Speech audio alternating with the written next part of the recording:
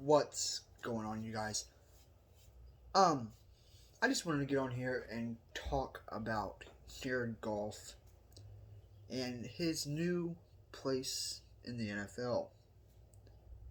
I did a video on this about Jared Goff being traded to the Lions, but I didn't really talk about what that could mean for Jared Goff. Now, I've asked several people this, and they've all basically gave me the same answer, except for it was kind of maybe a little bit different. But anyway, Jared Goff has probably one of the worst head coaches in the NFL in Matt Patricia, and probably one of the worst offensive coordinators in the NFL. And I don't even know his name over there in Detroit. So if Jared Goff is there and he's, after that Super Bowl run in 2018 and all that, Jared Goff, as many people would put it, has become a interception machine. And I just have to I have to agree. It's not that he can't play football. He's just inaccurate. He can hardly he can throw the ball downfield. He just can't. He ain't as capable and as accurate throwing it downfield as he is with those short tosses to the running back, or those short tosses to a wide receiver. And I think it was just a consistent inaccuracy. Don't really like to go downfield. Not a good fit in the offensive scheme for Jared Goff and his style of play.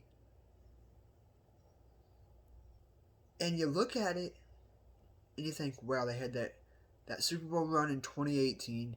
They had that 2019 kinda 8-8, looked like an average team.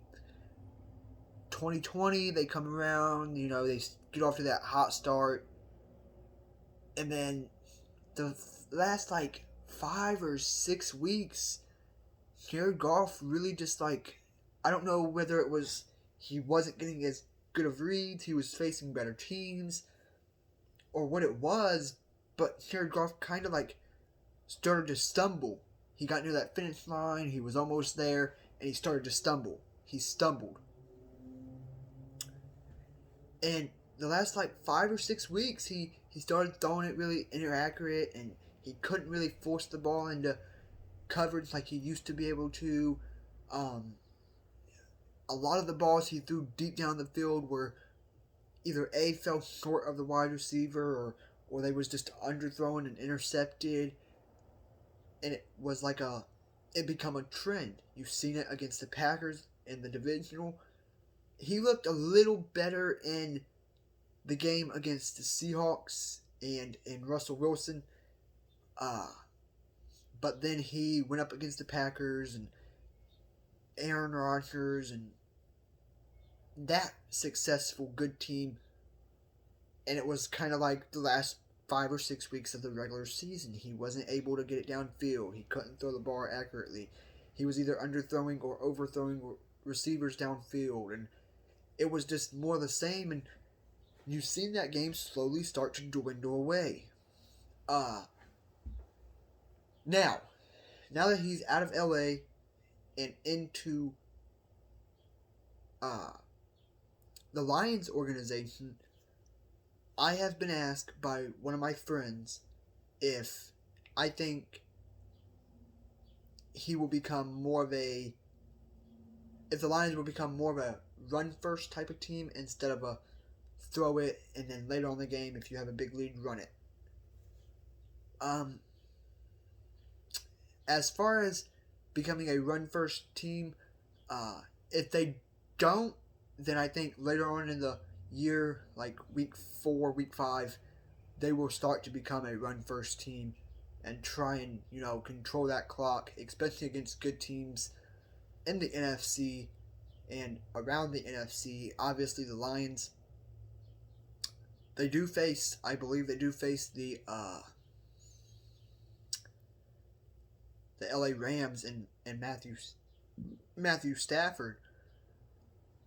So, as an NFL fan, I loved Jared Goff back in 2018. He was one of my favorite quarterbacks. He looked like a great quarterback. A lot of people said he would have trouble adjusting to the NFL life. And to be honest, he didn't really have as much trouble at the beginning as he's had this past season. He was throwing too many interceptions. He was doing this. He was doing that. He was doing this. And I think it was more of a fact that he was either A, he had a wide receiver open, didn't see it soon enough, and so he tried to force it into coverage, or B, he was holding the football too long. Russell Wilson was the most sacked quarterback in 2020. So, I get the Rams wanting him to leave. I get that. You want him out of LA, you want him out of, that kind of like that. You want to better his career. And sending him to the Lions isn't what the Rams should have done. What they should have done was they should have sent him to like a ready to win now team. Like a team that has that the team's already there. They're just missing that quarterback that could be dropped in there and have success and lead that team potentially to the playoffs or potentially another Super Bowl. And the only team I can really think that's in win now mode and is only missing that one key piece was the Indianapolis Colts. We was in win now mode. We went out and got Phillip Rivers for the 2020 season. Magically, Phillip Rivers retired, so we was in that hunt again for another quarterback. And, I appreciate quarterbacks that get upset and, kind of take their chin piece and they rip it off of their helmet real fast and they take their helmet off and kind of toss it onto the bench. And I appreciate quarterbacks like that because they take accountability and they take responsibility in what they done. Such as, I cannot stand this man. I don't like him at all. But such as Tom Brady. When you see Tom Brady throw an interception, what's the first thing he does? He looks downfield and just shakes his head, takes his helmet off, kind of tosses it on the bench and moves on. Patrick Mahomes does that. Deshaun Watson, he just sits over there with a towel over his head. And he just sits there. So, I guess that's his way of getting upset, but he don't show it as much as other quarterbacks do. And I think if the Lions do become this great franchise, then maybe it just wasn't the right scheme, the right offensive scheme for Jared Cook, which is weird because it worked good in 2018, worked good in 2019, they went 8-8, and then in 2020 they went 10-6. But like I said, those last 5 or 6 weeks, it was like he was close to the end, but he was stumbling a lot. He was making a lot of immature, not ready for the NFL, rookie quarterback type mistakes.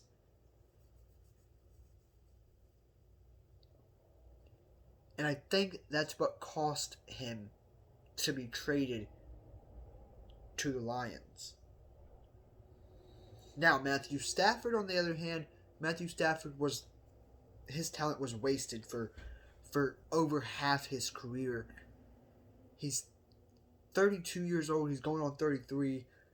I'd say you have maybe a little over 7 years left in Matthew Stafford, and it's going to be a done deal. What will he be in 7 years? You know, he's 32 going on 33. He maybe already be 33. Well, he may have just turned 32. So 33, 34, 35, 36, 37, 38, 39. He'll be 39 in 7 years. So if you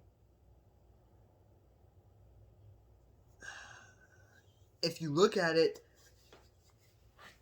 Jared Goff to the Lions, I think that was a good idea because they needed to get him out of there to see if it was the offensive scheme or if it was just he isn't a reliable quarterback. He can't put the team on his back in big games, and he can't lead the team to a big time win like you've seen it in the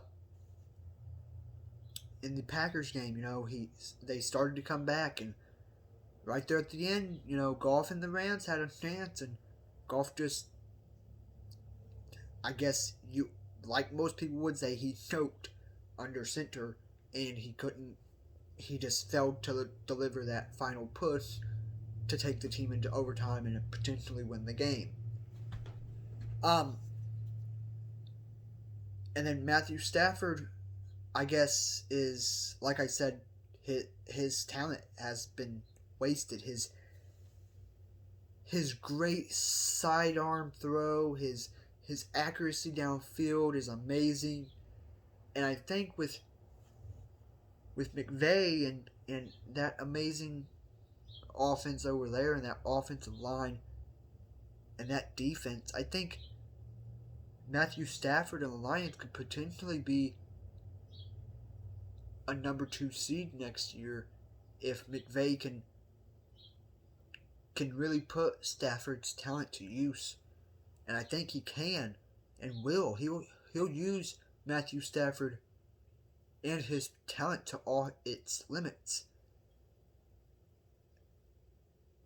But again, you look at where Goff landed and you just think, wow. A star quarterback back in 2018 was one of the most talented quarterbacks back in 2018.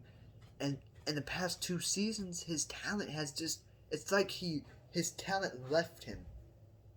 Maybe he's one of those quarterbacks that has a good year and then has 4 or 5 bad years, and then has another good year and then has 4 or 5 bad years, and then has another good year and then has 4 or 5 bad years, and then has another good year and then has 4 or 5 bad years. Maybe he's one of those. He's an up and down quarterback. You never know what to expect. You never know what's coming next. And if he is, then, well, that it is what it is, and the Lions could have just, you know, probably moved on after the 2019 season, but they decided to give him another chance, which was a good idea in some aspects, but in some other aspects it was a bad idea. So never look at a team that trades their quarterback for another quarterback and think, oh my God, you just wasted talent. You can't do that. You just wasted that talent. You just wasted it all right there. You had talent sitting on your fingertips and you wasted it. You traded it to the Lions. You're wasting his talent. Never think that, because actually I think this is all my opinion. This whole video is just my opinion. Okay, I'm not stating facts here. But I think that, now this is a big I think, the Rams got to upgrade at quarterback. That's just what I think. The Rams got to upgrade at quarterback with getting Matthew Stafford and getting Goff off of the team. And, you know, I guess we'll see if I'm right. I think they did. I think they got an upgrade at quarterback. I think they got a more of a efficient quarterback, a quarterback that won't sit in the pocket and won't take those big time sacks in big time games.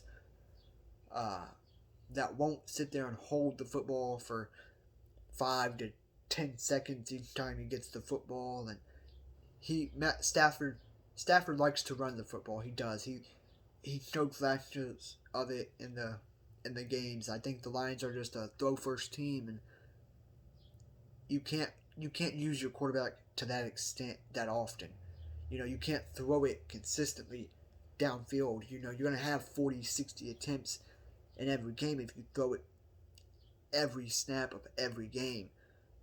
I think last year they was down big time in a couple of games, or up big time in a couple of games, and they started running the football to control the clock, to keep that other team off the field, and which is a good idea. You should do that. You should get up by multiple scores. I say at least 25 points, and you should start to run the football. You should start to run the football and try and control that clock, try and keep that other team off the field. And I think as the year went on with the Lions, they was kind of trying to start a comeback in the season, and it didn't go the way the Lions had planned it to go, and they become throw first team, and they was just launching it, have Stafford launching it all over the field, and every now and then you would see a handoff to the running back, or a pitch toss to the running back, or it was just, it's unbelievable what the Lions have done with that organization. That organization has really fell apart. I think after this year, if Matt Patricia has another bad season, I think he will be gone. McVay, on the other hand, it's going to take a lot to fire McVay. McVay is a absolute genius when it comes to offensive scheme and knowing how to potentially lead a team to success. And it's going to take a lot to get McVay fired. And I think if McVay and the Rams team can get Stafford to know the playbook and to know what he's doing here in LA and what he's going to be working with, then I think the Rams and Matthew Stafford could have like I said, a number 1 or number 2 seed. The Lions, on the other hand, I think they're going to be the same below average team they've been all this time with Matthew Stafford. And yeah, that's all I got. That's all I got for you today. If you like this video and want to see more videos like this video, make sure you smash that thumbs up, smash that subscribe button, and don't forget to leave your opinion in the comments. And like always, I'll see you in the next one.